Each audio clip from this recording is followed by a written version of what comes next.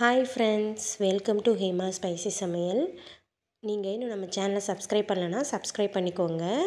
வாங்க, இன்றைக்கி குழந்தைங்களுக்கு ரொம்ப பிடிச்ச ஜெல்லி ரெசிபி எப்படி பண்ணுறதுன்னு பார்க்கலாம். கடையிலலாம் வாங்காமல் வீட்லேயே ரொம்ப ஈஸியாக பண்ணலாம். எப்படி பண்ணுறதுன்னு பார்க்கலாம் வாங்க. அதுக்கு இந்த மாதிரி அகர் அகர்னு கேட்டால் சூப்பர் மார்க்கெட்டில் கிடைக்கும், வாங்கிக்கோங்க. சைனா கிராஸ்னு சொல்லுவாங்க. இது ரொம்ப கம்மியான அமௌண்ட் தான். இதை ஒரு 10 கிராம் அளவுக்கு எடுத்து ஒரு கப் தண்ணியில் ஒரு 10 நிமிஷம் ஊற வச்சு எடுத்து வச்சுருக்கேன். இப்போது ஒரு பாத்திரத்தில் தண்ணி, ஒரு கப் அளவு தண்ணி கொதிக்க வச்சு எடுத்து வச்சுருக்கேன். அதில் இந்த ஊற வச்சு அகர் அகரை சேர்த்துக்கலாம். சேர்த்துட்டு நல்லா அது கரைஞ்சி வர்ற வரைக்கும் நம்ம கலந்து எடுக்கணும். பாருங்கள், நல்லா கலந்துடணும். இப்போது தேவையான அளவு சுகர் சேர்த்துக்கோங்க. நான் ஒரு 1/4 கப் அளவு தான் சுகர் சேர்த்துருக்கேன். சேர்த்துட்டு நல்லா அந்த சுகர் கூட இந்த அகர் அகர் மெல்ட் ஆகி எல்லாமே கரைஞ்சி வந்துடும். அந்தளவுக்கு நம்ம நல்லா கொதிக்க வைக்கணும். மில்க் பவுடர் எடுத்து நல்லா தண்ணி ஊற்றி கரைச்சி எடுத்து வச்சுருக்கேன். இதிலே பார்த்திங்கன்னா பால் ஒரு 1/2 கப் பால் சேர்த்துக்கலாம்.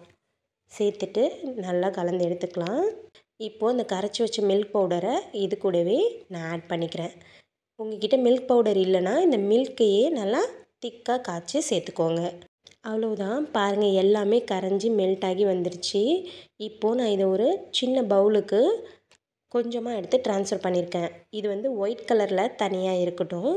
அதனால் மீதி இருக்கிறதுக்கு நான் ஃபுட் கலர் சேர்க்க போகிறேன். அதனால் கொஞ்சம் தனியாக எடுத்து வச்சுருக்கேன். இப்போது கொஞ்சமாக ஆரஞ்சு ஃபுட் கலர் சேர்த்து கலந்து எடுத்துக்கலாம். பாருங்கள், இந்த மாதிரி கலந்து எடுத்து வேறு ஒரு பவுலுக்கு ட்ரான்ஸ்ஃபர் பண்ணியிருக்கேன். இப்போது இது ஒரு 2 to 3 ஹவர்ஸ் செட் ஆகணும். வெளியிலே வச்சும் நீங்கள் செட் பண்ணலாம். ஃப்ரிட்ஜில் வச்சிங்கன்னா ஒரு 2-3 ஹவர்ஸில் நல்லாவே செட் ஆகிடும். பாருங்கள் எந்த அளவுக்கு திக்காகிடுச்சுன்னு. இப்போது இது ஓரங்களில் கத்தி வச்சு நல்லா எடுத்து விட்டுட்டு நம்ம பாத்திரத்துக்கு மாற்றிக்கலாம். இங்கே பாருங்களேன் எந்த அளவுக்கு சூப்பராக வந்திருக்குன்னு. டேஸ்ட்டும் ரொம்ப சூப்பராக இருந்துச்சு. நீங்கள் கண்டிப்பாக வீட்டில் ட்ரை பண்ணி பாருங்கள்.